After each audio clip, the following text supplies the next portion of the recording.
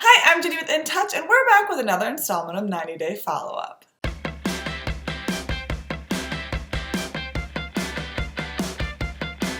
To kick things off, we're starting with our OMG moment of the week. Part 1 of the 90 Day The Single Life Tell-All recently aired, and fans learned that Big Ed and Liz are officially donezo.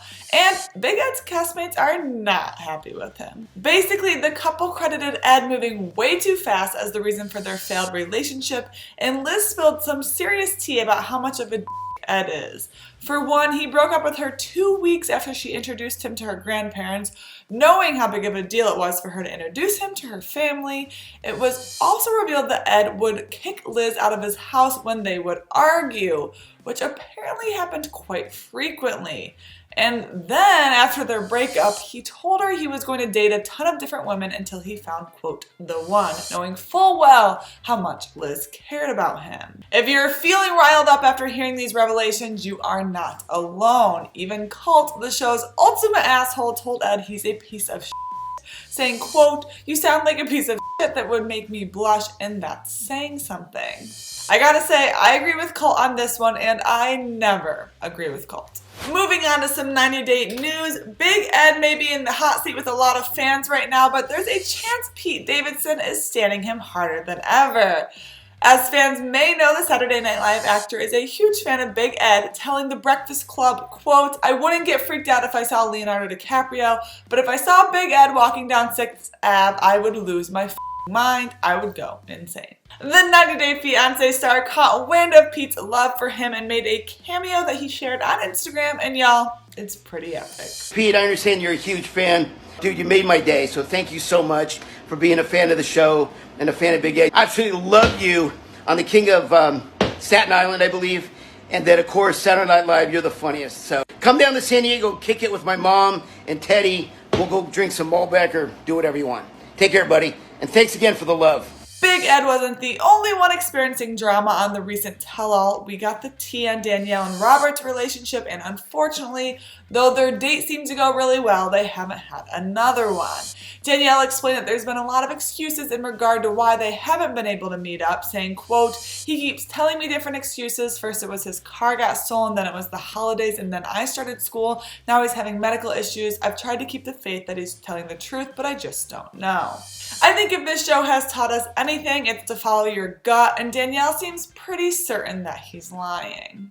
In addition to Danielle, Mohammed appeared on the tell-all as well, and it sounded like it may be his last. After a bunch of technical difficulties, Mohammed explained that his entire day was pretty much wasted due to the show, and he felt very much disrespected.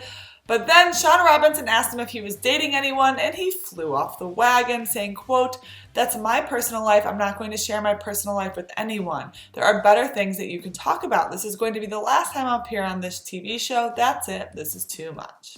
Well, good riddance. Rebecca recently showed off the results of her micro, laser, liposuction, and mini tummy tuck on Instagram, admitting that she's happier than ever with her physical appearance. The reality star shared a photo of herself in a form-fitting outfit, writing, quote, this is an outfit I bought from Fashion Nova before I had my last procedure at Sono Bello. It's an outfit I wouldn't have even dared to look at a year ago, and while I'm still healing from my latest procedure and have a lot of swelling, I thought I'd try it on. Y'all, I'm crying. Not only does it fit, but it's at least a size too big. It's hard to see here, but it's supposed to be completely fitted and it's wrinkled up with room to spare. I have never felt so good about my body. We're so happy to see Rebecca looking and feeling her absolute best. And now for our couples counseling segment. This week goes to Kalani and Asuelu, who are most certainly going through another rough patch in their marriage. On the latest episode of 90 Day Fiance Happily Ever After, fans saw as Kalani told her sister that she and Asuelu don't sleep together in the same room anymore.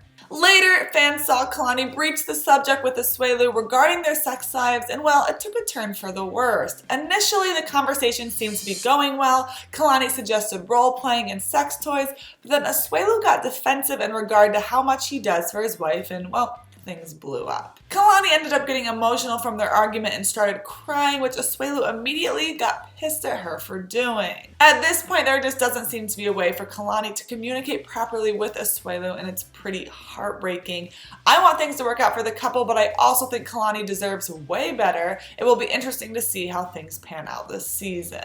Well, that's it for this week's 90-day follow-up. Don't forget to subscribe to our YouTube channel, and as always, we're leaving you with our memeable moment of the week.